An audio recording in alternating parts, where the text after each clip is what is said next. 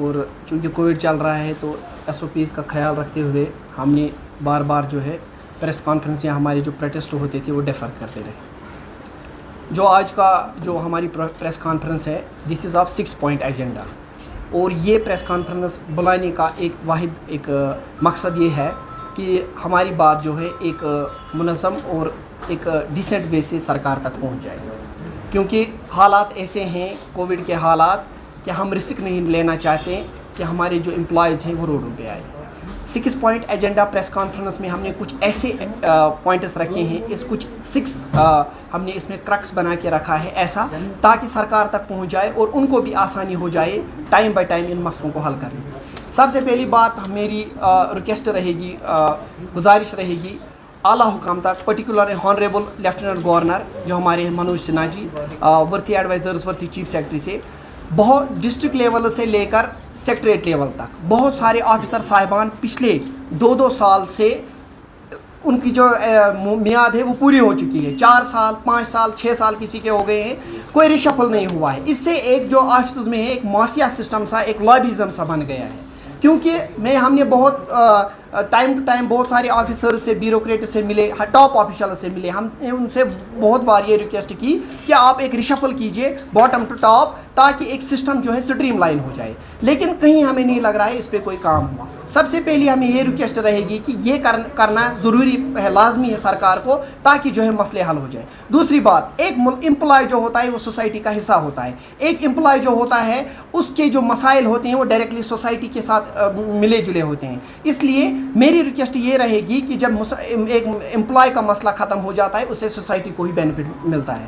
تو سب سے پہلی بات یہ ہے, ہمارا یہ پہلا سب سے ایجنڈا جو آپ آج کل دیکھتے ہو پروٹیسٹ ہو رہے ہو یا پریس کانفرنس بہت سارے لوگ کرتے ہیں, سب سے پہلی بات ہے ڈیلی ویجرز کا.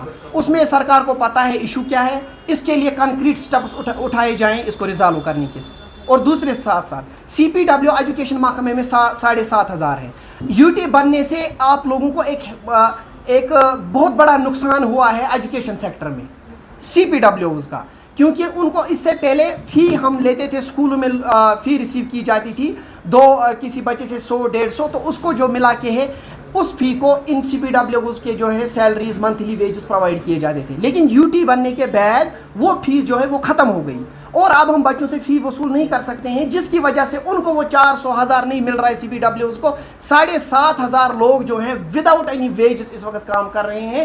یہ ہمیں بہت بڑا نقصان اٹھانا پڑا ہے. ہم سرکار سے اپیل کرتے ہیں کہ اس کے لیے کوئی ایسی ریہیبلیٹیشن پالیسی کی جائے تاکہ ان کو بھی وقت پہ ملے. آشا ورکرز, آپ لوگوں کو پتہ ہوگا, آپ میڈیا حضرات جو اکثر جاتے ہیں, آشا ورکرز گھر گھر گئے, انہوں نے گھر گھر جا کر انرولمنٹ کی, رجسٹریشن کی, آدھار کارڈ کی, ویکسینیشن ڈرائیو میں ان کو ہر جگہ پہ استعمال کیا. جہاں پہ ایک ہیلتھ ورکر نہیں جا سکا, ڈاکٹرز ان کو کال کر کے ولیج پر جو گاؤں میں کوئی بھی ہوتا تھا اس کے گھر جا کر آدھار کا نمبرز ریسیو کیے, انہوں نے اس پہ کام کیا.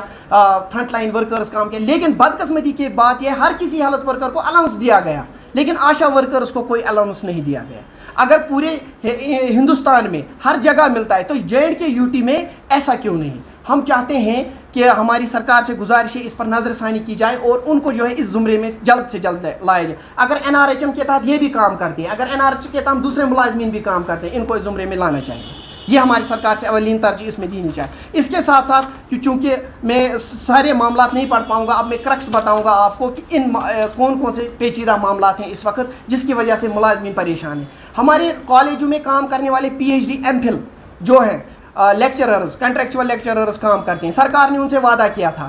لداخ UT میں نے اس سے پہلے بھی کہا, لداخ UT میں 60,000 کے قریب ان کے سیلری ملتی ہے, لیکن JNK UT میں وہ امپلیمنٹ نہیں ہوا ہے. دوسری بات, ان کے لیے کورٹ نے ڈائریکشنز ایشو کر دیے ہیں کہ ان کو جو ہے کنٹینیو کر کے ان کے معاملات حل کیے جائیں, لیکن اس کورٹ آرڈر کو بھی وہ امپلیمنٹ نہیں کرتا ہے ڈپارٹمنٹ ہائر ایجوکیشن. انہوں نے ڈیسیو کیا ہے گورنمنٹ کو, وہ پراپر جو آفیشلز ہیں بلو لیول وہاں پہ بیٹھے ہوئے ہائر ایجوکیشن میں وہ ڈیسیو کرتے ہیں, ہائر آفیشلز کو, گورنمنٹ کو ڈیسیو کرتے ہیں, کورٹ آرڈر کو وہ وائلیٹ کرتے ہیں. اس معاملے پہ نظر ثانی ہونی چاہیے. اس کے ساتھ ساتھ آپ دیکھتے ہو بہت سارے محکموں میں کام کرتے ہیں. ہمارے ایجوکیشن میں ٹیچرز جو ہے اس وقت 160 کے قریب ٹیچرز کووڈ ڈیوٹی میں ایئرپورٹ میں کام کر رہے ہیں. وہاں پہ اسکریننگ, وہاں پہ ٹیسٹنگ وہی کرتے ہیں, ویکسینیشن سینٹرز. اگر ہیلتھ ورکرز کو کام کے لیے الاؤنسز دیا گیا, اس زمرے میں ان کو کیوں نہیں لایا گیا؟